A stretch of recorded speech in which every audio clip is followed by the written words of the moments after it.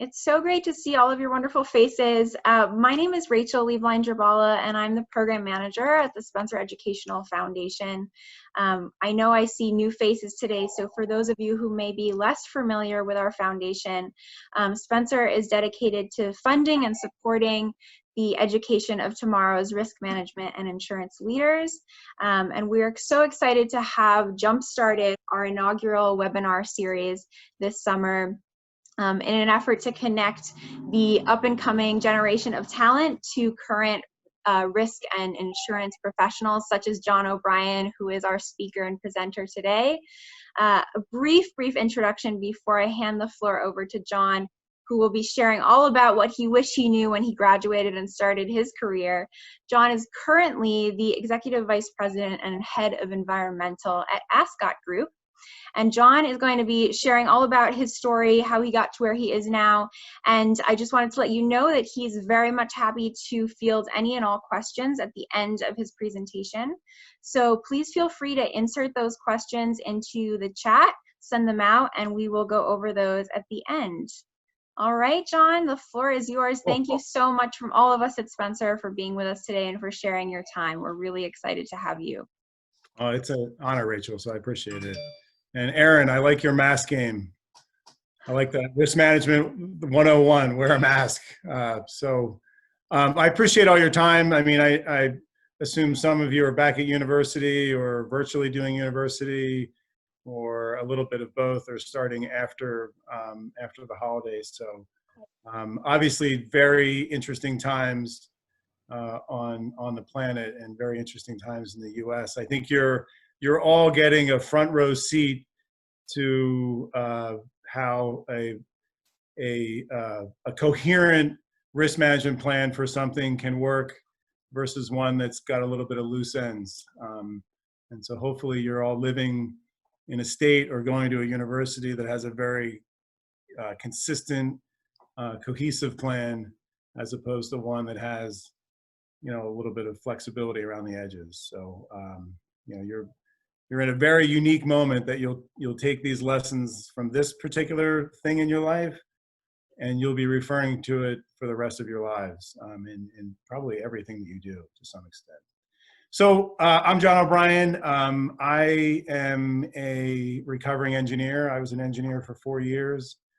I didn't, like you guys, intend to get into the insurance industry. A lot of folks in the business, like me, I'm 53, folks you're going to work with in risk management, insurance, if they're over the age of 50, they probably fell into it one way or another, and I am a perfect example of falling into it. So I was an engineer for 4 years. I went to Villanova. I was there when we won our first national championship. I'm also living proof that you can get a 1.69 GPA and still do relatively well, because that semester I didn't go to class for a month, and I still ended up getting an engineering job and ended up running insurance companies, which might say more about the people that hired me than it does me. But anyway, I got into this industry through networking. I had interviewed with a company. I didn't get the job, and I happened to go to a cocktail party that night, and I was talking to a friend of my sister's, and I said I interviewed for this job for environmental underwriting. I'd never heard of it. It was 1991. And lo and behold, she worked for a company called AIG in Philadelphia. And that group, environmental underwriting, reported into her. And the guy who got the job I was working to try to get was from AIG. And so I went back, picked up the phone, called AIG, mentioned that I'd met this woman, Beth Vineyard, at the cocktail party. I interviewed for the job. I got the job. I sat in the seat of the guy who took the job that I wanted. And I started a 20-year career at AIG in Philly, Chicago, LA, and then eventually New York. And so those interactions that you have with people, even now at school, or with parents when they come in for parents' weekends, when things are normal, are things that can definitely help you land your career. And so I would encourage you all to do that. I would not be in this industry had I not gone to that cocktail party. And that's a interesting. I like the industry, but that is what propelled me into this group. So I just want to start by talking about a couple things. I hire. This is the third startup for me at Ascot, and I decided that I would hire mostly folks like you. So I started by hiring 10 people, and 8 I hired right out of college. I don't know whether that was because I was tired of dealing with people in the industry that I knew for a long time, or maybe they didn't want to work for me because they worked for me for a long time in the past, or I have 2 older daughters that were graduating university, and I thought, maybe I'll send some good karma and someone will hire them. I'm not quite sure what the business thesis was, but I interviewed 75 seniors in college and narrowed the list from 75 to 15, and then finally got down to 8, and 7 accepted. And so I have launched this business with mostly folks that don't get any of the references I make because they weren't even born when the television shows were on and things like that. And so they have to constantly Google the stuff I say because they don't get it. I'm super impressed by your generation, and I've got a very effective young group of very, very smart, forward-thinking, broad vision people. But I thought it would be interesting if I just tell you a little bit about that process, because you're going to be going through it, and things that you should think about when you interview. And I'm going to start by my daughter, Sophia, works for a broker in the city. She graduated from UVM last year. She had an internship at Aon Re, and before that, a life company. Aon pushed all of their first-year hires indefinitely down the road, so that didn't work out. She had an opportunity to work at Star. Due to COVID, they pushed their first-year program down the road. She kept at it and finally found a job. But when she first started, she sent me a cover letter that she was sending to Lockton Re, which is a startup reinsurance broker in the city. And I looked at it and I just said to her, this is the worst thing I've ever read in my life. It tells me nothing about you. It doesn't say anything about the position. It doesn't tell me anything about your experience. You totally undersold it and you didn't make it personal. And so her and I spent some time working through crafting the introduction to the company through a letter, and then the introduction to the company through other people that may know the folks that are hiring. And so networking through how you're going to get in starts with a letter.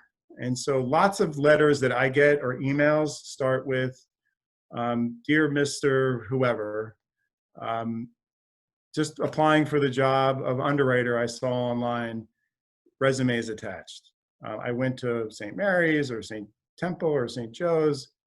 They don't say anything about, I'm really excited. I went to your website and I saw your company is doing this and I like that and I'm really interested in being part of your company.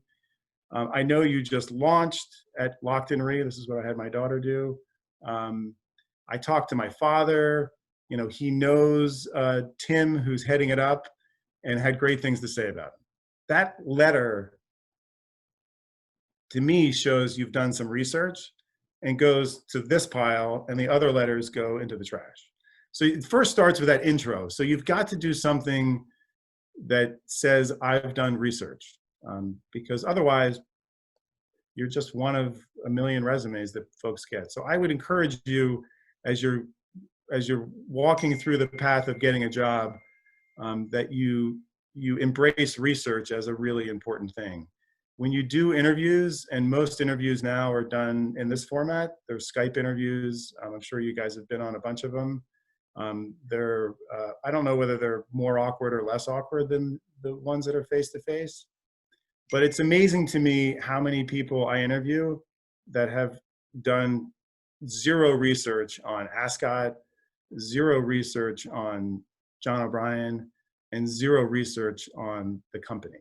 And so as you march down the road to graduate at some point and get jobs and even internships, it is really easy to find out about John O'Brien. It's really easy to find out about AskGod. It's really easy to find out about environmental underwriting. Google just does a lot of things, and Google does all the things. And to me, if I'm talking to someone and they say something like, I noticed that AskGod just opened up a directors and officers liability insurance group. That's really awesome. I read up about, whoever, or John Safino coming over from Everest. That's got to be exciting for you guys. That person automatically is put at a very different level in my head.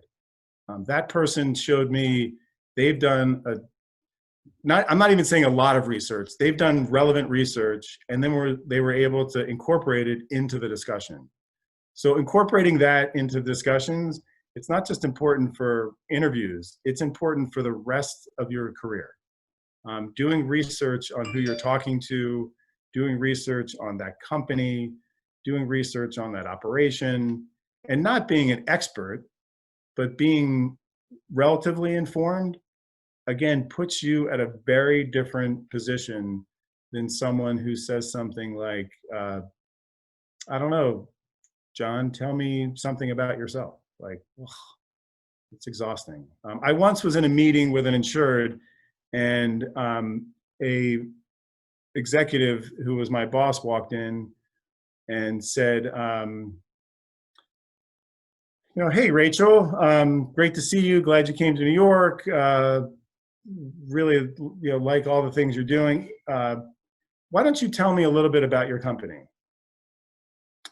And Rachel looked at this senior executive of AIG and said, I've been your insured for 10 years. Why don't you tell me about my company? And so I've taken that, and I was super embarrassed. And I just stepped in and, threw up on myself and took over for the executive. But generally speaking, if you want to make connections with people, and it doesn't matter to me if you're an internal risk manager, an insurance underwriter, work at a regular company.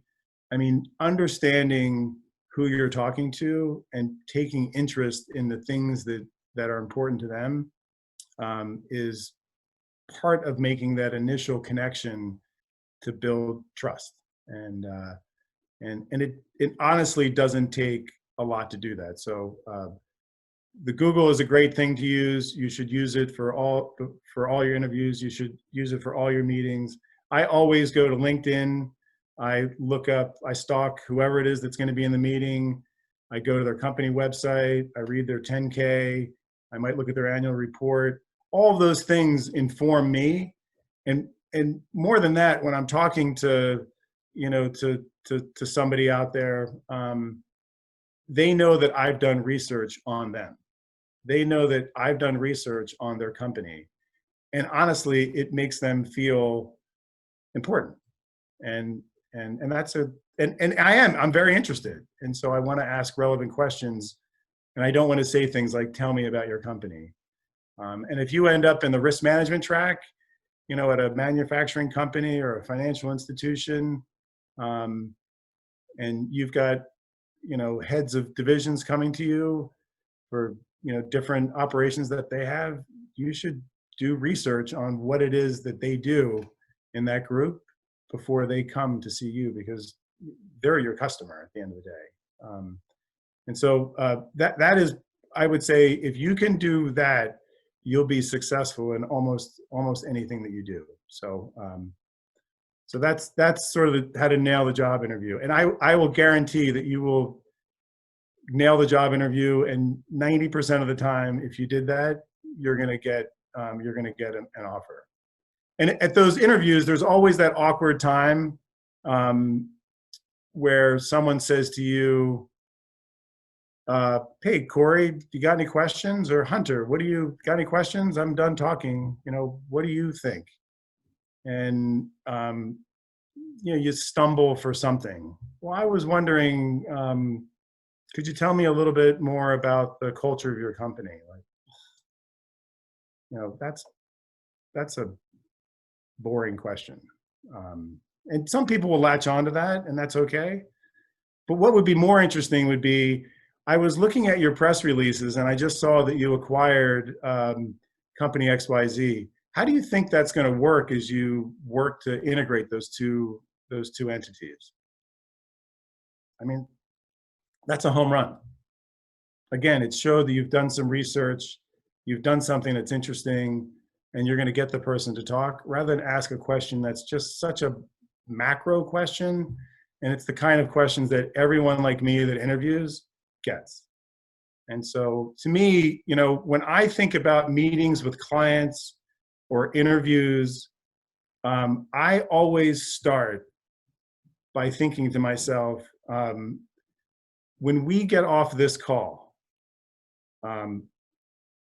Will Clark, what is Will Clark going to say to the first person he sees about this call? What's he going to say? Is he going to say, I was just on the most boring Zoom call, totally sucked, total waste of time? And hopefully, Will, you don't do that. If I'm going to come after you if you do. I'm going to get your address and find out where you live. But I'm trying to create value for Will Clark and Corey and everybody on the call. And so I'm thinking about what can I do so that when Rachel gets off this call and talks to Mariah, who I worked with at AIG for a number of years, I want her to say, wow, that was a really interesting call. Lots of things I never really thought about. That was really valuable. I don't want him to say like, yeah, I mean, it was okay. And so I'm trying to think about what the person is going to say about me and about my company to the first person that they talk to. And that's an important thing for you to think about, because everybody parrots back their first impressions. And in an interview, 100%. And I'm just going to tell you what I always parrot back to someone who says, you just interviewed, Nate. What did you think of Nate? Nate did a ton of research on Ascot. I mean, that's awesome. He asked me some really relevant questions. He asked me about John Safino just getting hired. I mean, he's on his game. I mean, he goes to Temple. I don't know. I mean, I went to Villanova. I don't really know. We'll overlook that. But aside from that, he's probably a Flyers fan, so he can't be all that bad. No, I mean, I will hone in on the things that you've told me about my company as being almost as important as to what you've told me about yourself. Because you telling me about my company tells me everything I need to know about you. So just keep that in mind when you go through that process. A couple things, I'll just tell you, again, I have 7 people who work for me that are in your generation and in my daughter's generation. And texting and email is a really not a 53-year-old generation type of thing. When I started at AIG, we didn't have email. We had floppy disks, and there were 2 computers, and honestly, it was a far cry from where we are today. And so we communicated by that amazing thing that Alexander Graham Bell spent a lot of time working on, the telephone.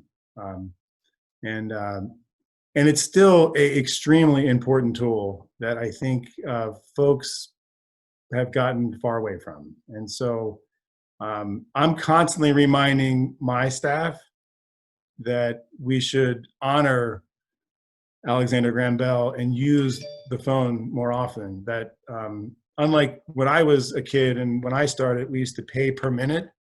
No one pays per minute anymore, so we don't have to worry about that being the excuse. But making a human connection over the phone or through a Zoom call is way more effective than an email, and way more effective than a text. And so text and emails to me in a business environment are for sending reports and data. They're for maybe a quick follow-up, but they're not really great at telling a story or getting a dialogue. So I tell my team, it's only a delivery system for data. It is not a system that's utilized for getting any kind of relevant dialogue with any customer or any broker or any employee. The telephone is still the best way to do that, or in person.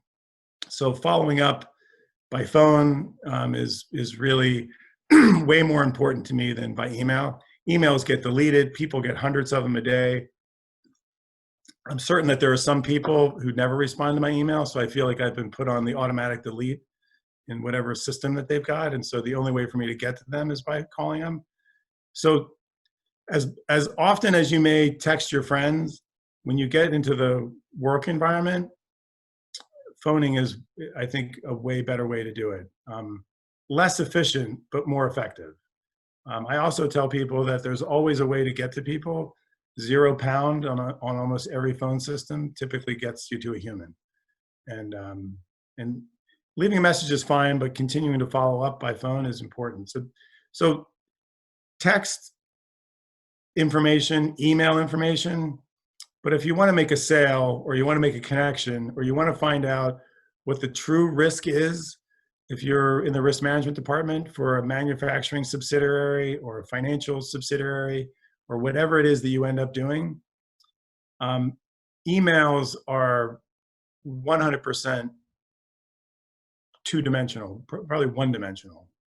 Getting someone on the phone adds that third dimension. It adds the passion, their knowledge base. You can do follow-up questions. Hey, that's really great. What about this? What about that? What about this?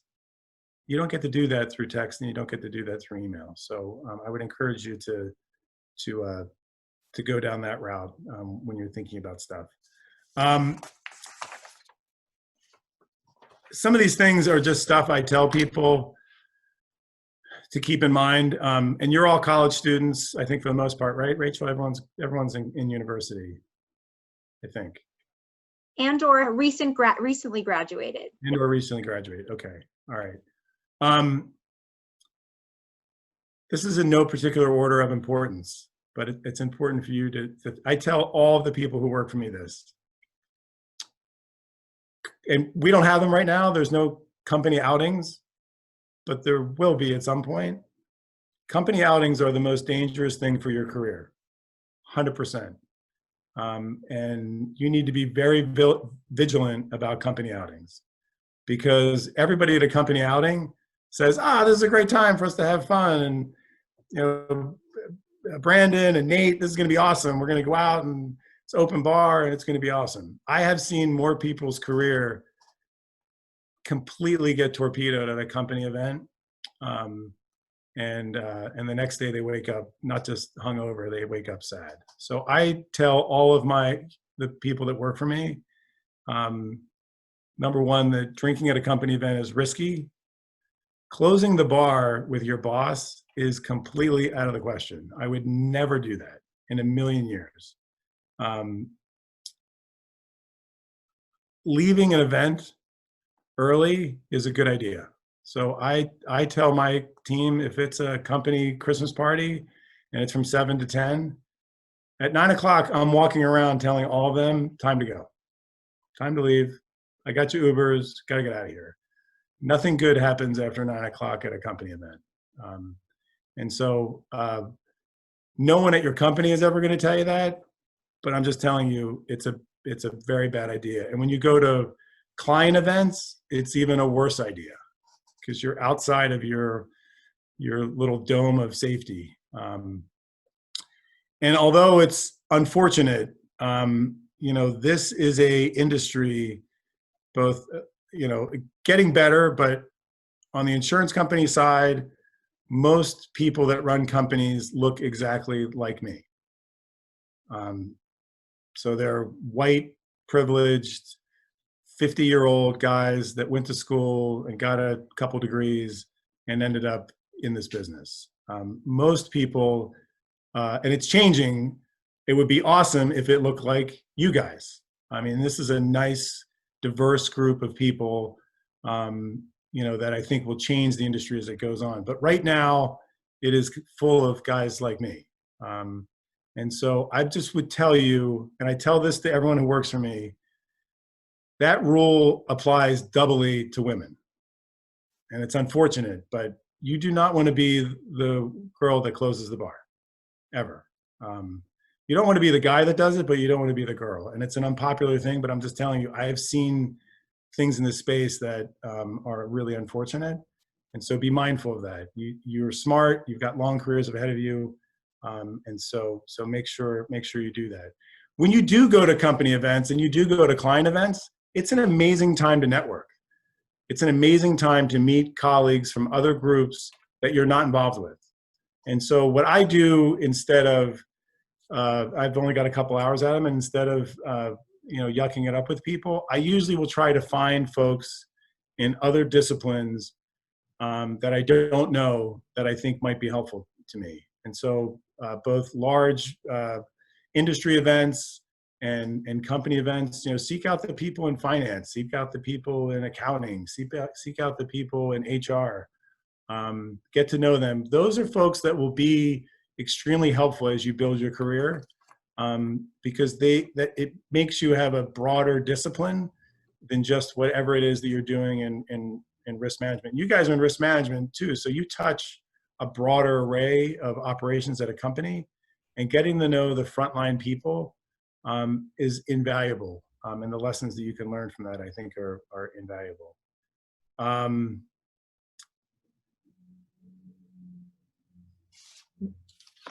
When you communicate with people, I think it's also really important to keep in mind this little phraseology. So, and this goes for anything you do, whether it's the interview, you're in risk management at a company, and you're talking to somebody who's a division head, or you work at an insurance company, or you're a broker. When you're talking about your company, your values, your product, whatever it is that you're going to do for somebody, there should always be a phrase that goes at the end of it. So you talk about, the feature. So if I'm selling you on, Temple University, let's take that. So if I'm trying to get you to come to Temple University, I'm going to say, we've got an amazing insurance school, best professors in Philadelphia, one of the original schools. We've got tight connections with ACE or with Chubb, with AIG. And what that means to you is that when you graduate, we place 99% of the people. And so you will guaranteed to get a job when you graduate. What that means to you is probably the most powerful phrase that you can attach to anything that you do when you're selling yourself, when you're selling your company, or when you're selling a product or a feature of that product. Because most people don't make the connection to what it actually means. So the features get lost. And unless you can pull it around and say specifically what that means to you, you're assuming that the human you're talking to is going to make that connection, and it's a really bad assumption because most people don't. It's a phrase that I learned a long time ago, and it's a phrase that I continue to utilize to this day. And I'm always trying to impress upon people that work for me how important it is to make the connection between what you're telling them is a feature of Allie or Daniel or the company you work for or the university you go to, and what the result is going to look like. So I would really encourage you to pick up that phrase. As you work through your career and you're starting or you're there for a little bit, I always find it a lot more empowering, and folks that do really well are the ones that, one, have a lot of curiosity, are fairly broad, and come to the table with solutions. And so, look, you're all young, bright people, but you're going to go start at a company, and on the first day you go there, you're just not going to know anything. I mean, you're just not. That's just the way it goes. You're going to know all the things, all the life experiences that you had. You're going to know the things that you learned in school. But when you start in any job, it's scary, right? Because when I started at AIG, I was an engineer, for 4 years. I had started my MBA at Drexel. I thought I was pretty smart. And every day for 3 years, I thought I was going to get fired. Every day I thought they were going to find out that I didn't know anything, because I just didn't know anything about insurance, and I didn't know anything about contracts, and I didn't even know how we made money. And to be honest, I was a civil engineer, and I used to design bridges, and I can tell you some places in Philadelphia that you probably shouldn't go to, because I did a lot of geotech structural work. So I would tell you, don't go on the Ferris wheel at Dorney Park, because I designed all the footings for that. So stay away from that.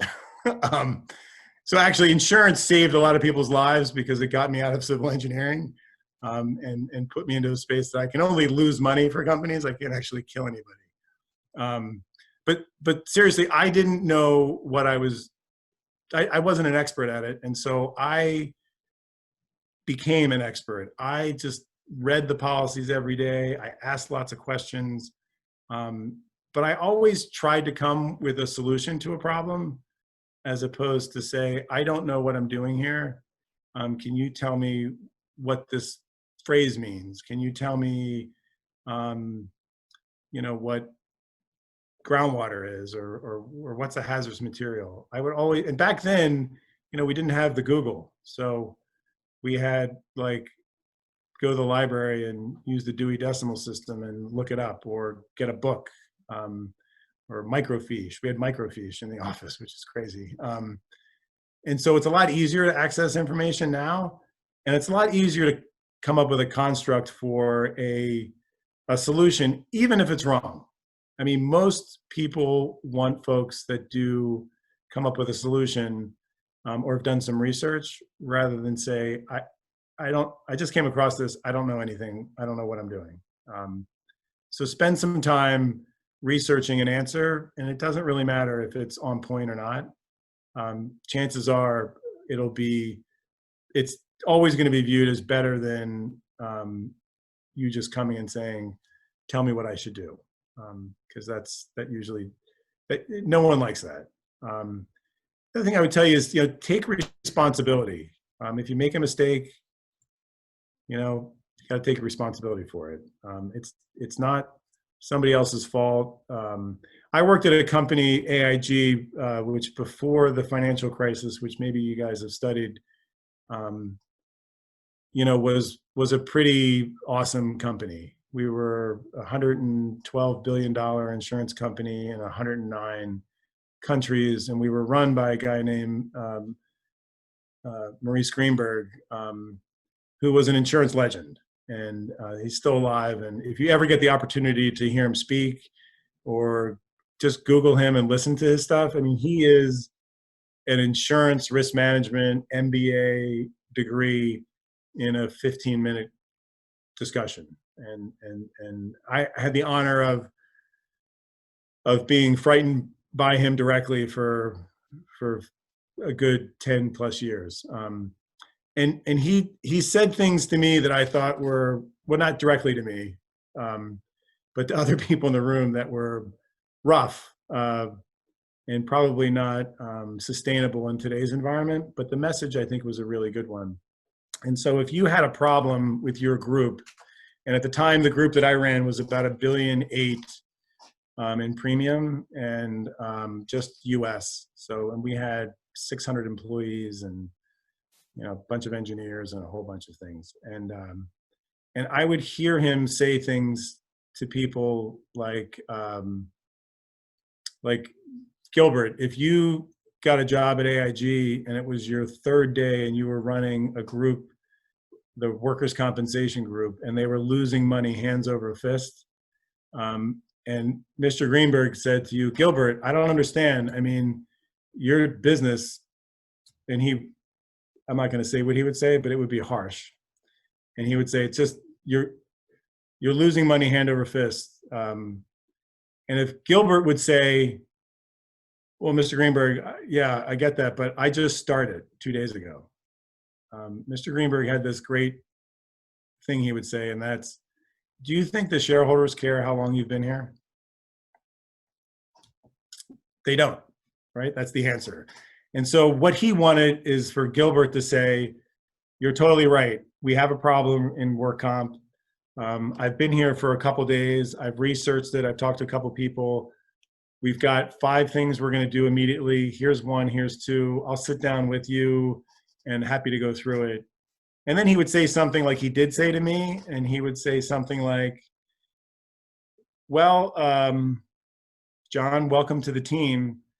I hope you're still here in 6 months, which was scary. And anyway, I lasted 20 years, so I think I made a couple of decent decisions during that time. But taking responsibility, even when none of it is your fault, even if you have nothing to do with it, but you're the guy who's in charge. I always remember years ago when Tom Brady got hurt, and I'm from Philadelphia, so I hate the Patriots, but I respect their coach, and I hate Tom Brady.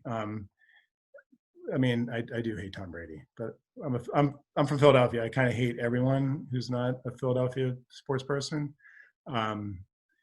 But when he got hurt in 2011, I'll never forget. Bill Belichick, was at the press conference, and everybody is saying, what are you going to do? Tom Brady's hurt, and blah blah blah blah. And he just said, next Sunday there'll be someone else under center. And it's as simple as that. And so when you get in a position as your career progresses, you have to keep that in mind, that nobody cares how long you've been there. Nobody cares that you caused it. Nobody cares. People only really care about solutions. And so coming up with a solution is a lot more important than saying it's not your fault. And at the end of the day, it's not your fault. It doesn't really matter. And so taking responsibility, even when it's probably not merited, is a really important thing for you guys to think about as you move forward. Let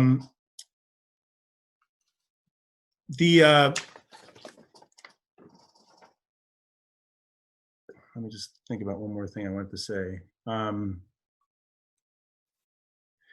think there's a real, I've done a lot of things in my career that I'm not proud of. So I've done a lot of things that I'm proud of, but I've done a lot of things that I'm not proud of. And I'm not as evolved, I think, as you guys are. I mean, I've learned more from. I have 2 older daughters. One's 23, 24, and the other's 22. One went to Hampshire College, which is a super liberal arts school in Amherst, Massachusetts, and the other went to UVM. And I have a 6-year-old and I have a 2-year-old. So aside from having to work till I'm 89 years old, I have a very broad insight into different generations. And your generation, which is my 2 oldest daughters' generation, is significantly more evolved, significantly better at empathy, and has seen a lot of change in your life. I think more so than my generation, and certainly my father's generation. And so, being empathetic, learning about people, being curious, and using language that's not just professional, but it's just human, is a really important thing to do. And so when you're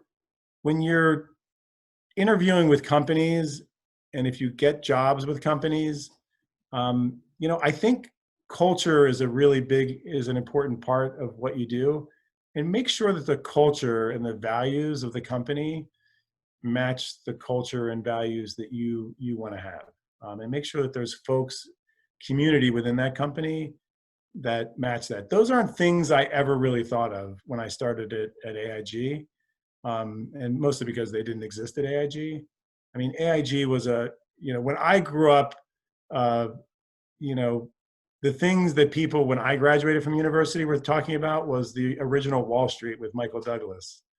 And, greed is good, and everyone wanted to drive a BMW, and no one thought about feelings or the environment, or none of that mattered when I graduated in '88 from Villanova. But it totally matters now, and I see it as I look back on my career, and you guys are just starting. I can never get back a work-life balance for the time I've already spent. I can never get that back. And one of the saddest things that I've realized in my life is that when my daughter was a junior in high school, I realized I had never driven her to school before, ever. And so I had a completely out of whack work-life balance. And your generation, I don't think will do that, because the folks that work for me that are in your generation don't do that. But I can tell you that if I was more thoughtful and more prepared and more organized, I didn't need to work as hard as I did if I would have had those skills. And so coming up with skills to keep you organized and setting boundaries, which I never, ever would have dreamed of setting a boundary when I started at AIG. And I set boundaries with my staff, with my bosses, with my community all the time. And so those skills that you guys know a lot more about and I'm learning about from you all and from my kids are really important to take forward, because life goes really fast, and you'll be 40 years old with a single family home someplace in the suburbs and a dog and a cat and a couple cars in a blink of an eye. And so making sure that you advance yourself, advance your career, but doing it in a way that's sustainable for yourself is really, really important. And I would say at the end of the day, the biggest lesson that I've learned is balance, is having balance. Balance makes you what makes me a better employee. It makes me way more efficient. It makes me have the ability to communicate with all of my colleagues across multiple disciplines in a more familiar way. And these aren't really new things, they're just, people have always said things like, you catch more bees with honey than you do with vinegar, right? And so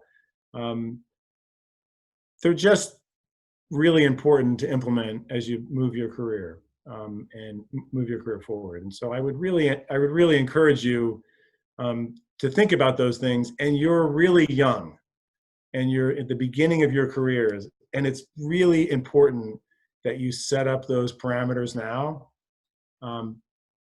because it's really hard to reset. It's very difficult to reset, and usually it's too late. And so with that, we're 15 minutes to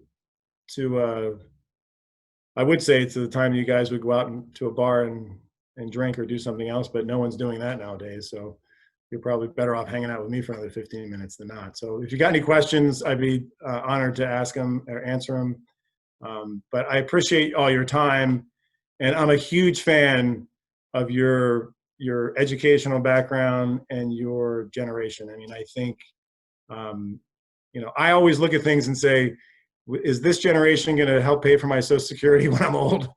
And I feel pretty good about it. So I'm still going to put some money away in my 401k though. Got to have a hedge.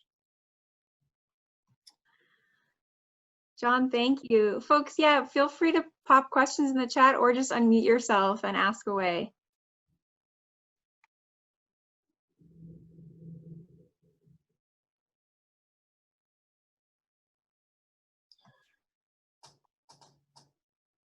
I've either created a ton of confusion or I've covered everything possible. Christy has a question. How did you know you wanted to do environmental? I I didn't. I didn't know. I knew I wanted to get out of engineering. I'm not kidding, I really wasn't very good at it. And what I knew I liked is I liked the communication piece of engineering. So I was, in addition to doing foundation work, I was a township engineer.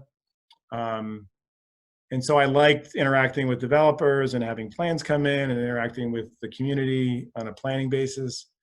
And I literally, back when I was looking for jobs, they used to post them in the newspaper, and you'd sit there with a Sunday paper and circle them. I mean, nobody does that anymore because it doesn't exist. And the environmental job seemed like a good interface between business and technical. And so that's kind of how I fell into it. But what I love about the space that I'm in is every account comes across my desk is different than the last account. So, and the interaction that we have is from everything that you would think of, like people think of environmental insurance covering landfills and places like that, which we do, but we also write universities. We write schools, secondary education schools. We write hospitals. We write office buildings. We do, if you see a commercial development happening in a city, chances are there's an environmental liability policy placed on it. You know, we provide capital and risk transfer for environmental issues that would take a site that might have issues and that would repel capital and allow capital to come in to redevelop it. So it's a very interesting specialty line. But I think generally speaking, most of the specialty groups have a broad array of appetite and a broad array of customers. And so I'm pumped. Environmental goes across every single sector that's out there. So we don't just focus on landfills. We've got you know, I write Goldman Sachs.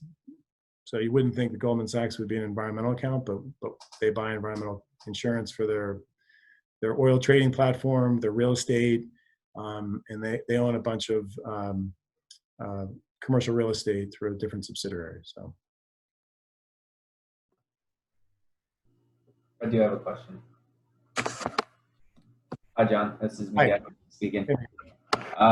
So I'm gonna be. I've accepted a full-time job with Zurich, in the energy sector, Cool. the training underwriter, and you have a lot of experience with underwriting. Could you tell me anything I need to know going into this position? Where are you going to work? With Zurich in Houston. In Houston. In the energy sector. Cool. Awesome. We'll get really trained up, and in 2 years, send me a resume. All right. I like it. We have a nice office in Houston doing energy. So, well, you're in the right place because obviously that's an energy hub. You know, I just think generally speaking, you know, whether you're in underwriting or you're in risk management, the qualities that I look for are curiosity. So the more curious you are, the more successful you'll be. The more questions you ask, you know, I think the more successful that you'll be. There's a HBO special out about, you'd have to Google it because I can't remember the names, but there's two reporters that work for the Post from the 50s to the guy died recently in the mid 2000s. And they were reporters, you know, they were old school reporters. They dug deep into the story. And to me, successful underwriters are like these two reporters. They dig deep into it and find, you know, what's the real story? I tell my team, you know, just like the interviews, right? You know, you have to be prepared, but when you get a submission, or if you're in risk management, when you get a problem from a division and your boss says, deal with this issue with the you know, with the paint division we've got, here's a note on it. You know, that thing is two-dimensional, and a submission is the same.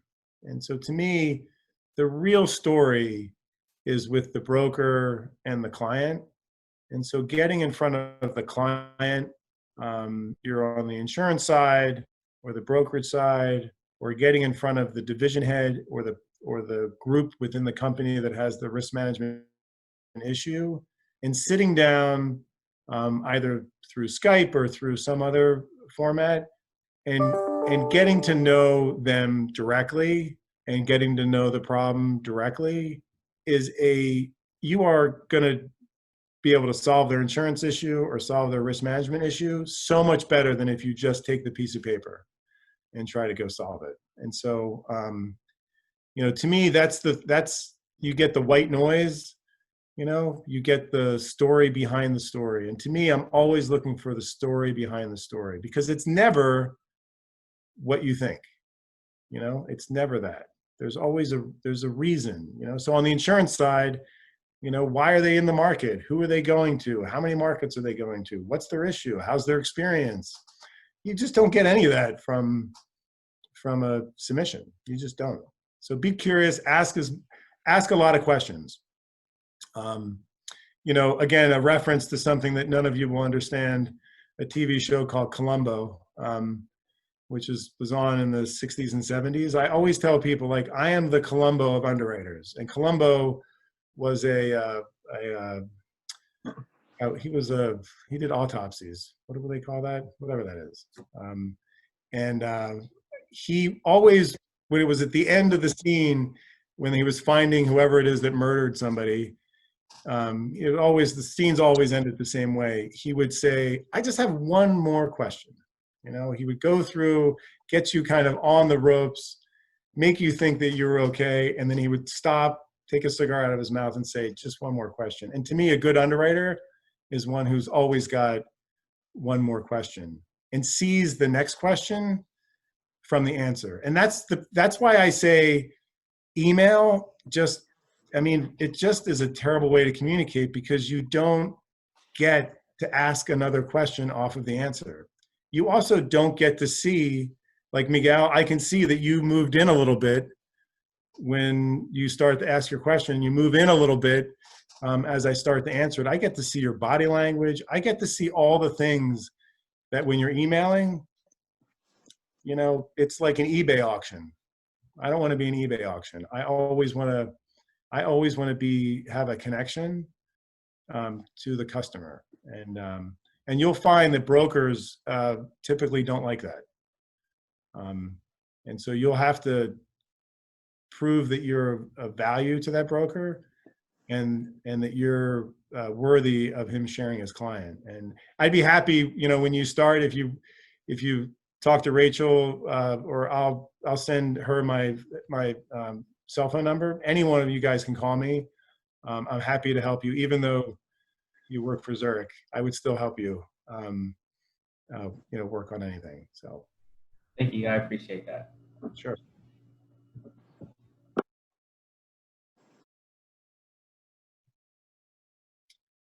Anybody else? If no one else has a question, I have one for you, John. I'm curious, so you mentioned as you were going through your myriad of advice here that right now, as we all know, the cookie cutter of an executive in this industry looks pretty much the same and looks like you. And I'm curious, sort of, for this up and coming generation of folks who are entering the industry, what your advice is, what you're seeing right now in terms of, is that map sort of changing in your experience? What is your advice for folks coming up to sort of start changing what that looks like? Well, it's a great question. I mean, I think it has to come from, so, you know, for me, one of the other reasons that I hired 8 kids out of college is because I could create diversity within my group. If I'm going to hire 10-year underwriters, it's almost impossible. And I mean true diversity, not just women, you know, I mean true diversity. And it's difficult to do that if you're hiring senior underwriters from a place. So that's one of the reasons. So I intentionally did that. And at Ascot, I'll be honest with you, they were like, that's the craziest strategy I've ever heard in my life. Because we're starting a business and we've got capital, we need to deploy it. And it continues to be a big lift for me, but you have to have people that want to do that.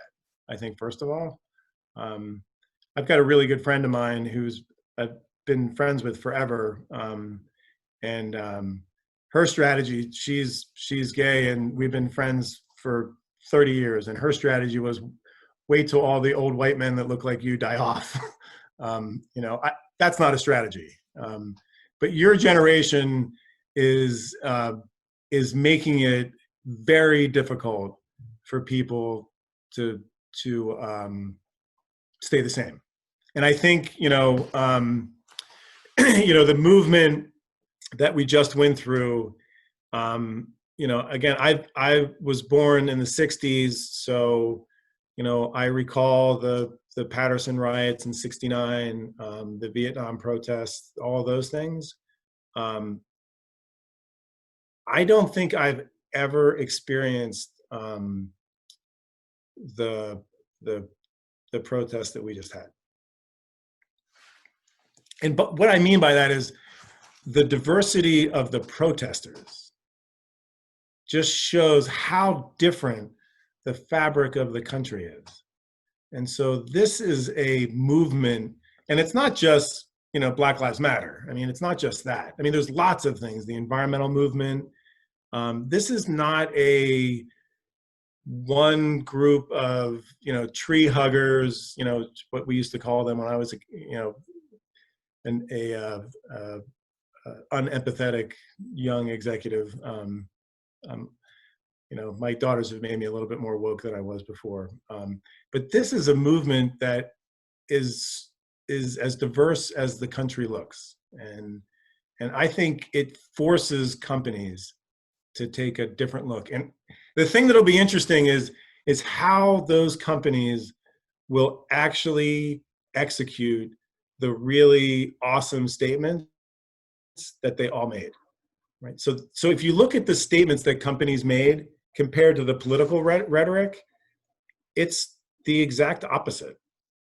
And that's a very powerful difference, I think. And so I think companies this go around are much more interested in creating a different environment. And I'll be honest with you, the other piece of it is that you guys are demanding it, 100%. I mean, you're not going to go work for, if you're the best and the brightest in the risk management group, you're not going to go work for a company that doesn't have a diversity inclusion philosophy. You're not going to go work for a company that doesn't provide healthcare insurance to partners. You're just not going to do that. Even if it doesn't work for you, it just tells you what that company's value system is. And a lot of people aren't going to do it. So there's a great way to influence people is to have a push and a pull. And I see the push coming down from the top, and you guys are pushing and pulling from the bottom. And, I think this is a very different corporate environment than I've ever, I was at AIG during the Rodney King riots. And so that was honestly, I think that was my second year there. And there was nothing said about the Rodney King, the LA riots, nothing, zero. In fact, what we were told is that's none of your business, and don't bring your own social prejudice into work and use that as a tool for underwriting. I mean, we were basically told, forget about that. That's over there. We're underwriting.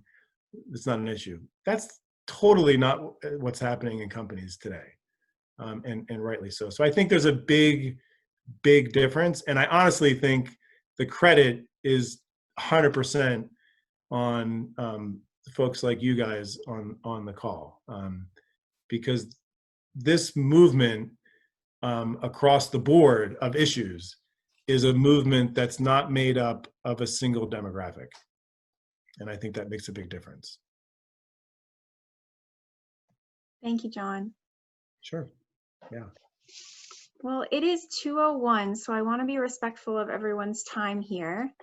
John, thank you so much for sharing your expertise and all of these wonderful tidbits of knowledge and wisdom for everyone here. And John, like you said to Miguel, if anyone wants to talk to John afterwards, please send me an email, and with John's permission, I'll send that contact over. Yeah. And link in with me. I mean, if you're on LinkedIn, send me a request. I'm happy to help you guys in any way. I love this industry. I love that you guys intentionally got into it. I'd love to understand how that's possible. But aside from that, I think it's awesome that you chose this as a career. I think it's an awesome place to be. And you guys are the future. So, I would love to keep in touch with you. So please link in with me, reach out to Rachel. I'm pretty easy to find. You can go to ascotus.com. You'll find me there too. So, but happy to help. Okay, one more thing. Hey, this is Gilbert, everybody. John, thank you. Your tips are very helpful, and I'm definitely going to use those during the my next interview, especially about like researching the individuals that are actually going to be interviewing me. I think that was really helpful. But I wanted to post this. I wanted to take a picture of everybody here on the webinar because I wanted to post it on my social media. So if that's okay with all you guys, I would love to see your guys' smiles as I take a picture. And if you don't want to do it, that's fine. You guys can mute yourselves or cover your video, but I would appreciate it. I'll give you guys a quick second to fix up your hair if you need to. All right, you guys ready? Go ahead and take a smile for me if you can. All right, here we go. Awesome, thank you guys. Cool, awesome. Well, cheers, guys. Have a beautiful rest of the day. Be safe. Wear a mask when you're out. Please do. Yeah. Believe in And science. Science really really is like, it's really like a thing. Science is really a thing. So it really is. Really quickly before we hop off, I just want to have two quick announcements. Again, thank you so much for joining us today. We have another webinar happening next Thursday on enterprise risk management, an enabler of business success. That will be presented by Donna Gaylor, who's the senior advisor at Hanover Stone Solutions. So I hope you can join us next Thursday. And then another announcement, we have an exciting other webinar happening Wednesday, September 9th with some folks from Zurich. We're going to have Ron Davis with us, who's Executive Vice President and Global Head of Customer Management, Guy Miller, who's Chief Market Strategist and Head of Macroeconomics, and finally Jessica Aguilar, who's Vice President and Head of Talent Acquisition for Zurich North America. And their presentation is called The Global and U.S. Economic Outlook and What It Means for My Career. So we're excited for that session as well, which John, I think will probably have some tie-in to your session here. So we look forward to seeing you then as well. John, thank you once again from all of us at Spencer for taking the time to be with us, and for everyone on the call, really appreciate seeing your faces. It's nice to be in a space with you all. cheers. See you guys. Thank you, John. Thank you very much. Thanks, John. Bye, everyone.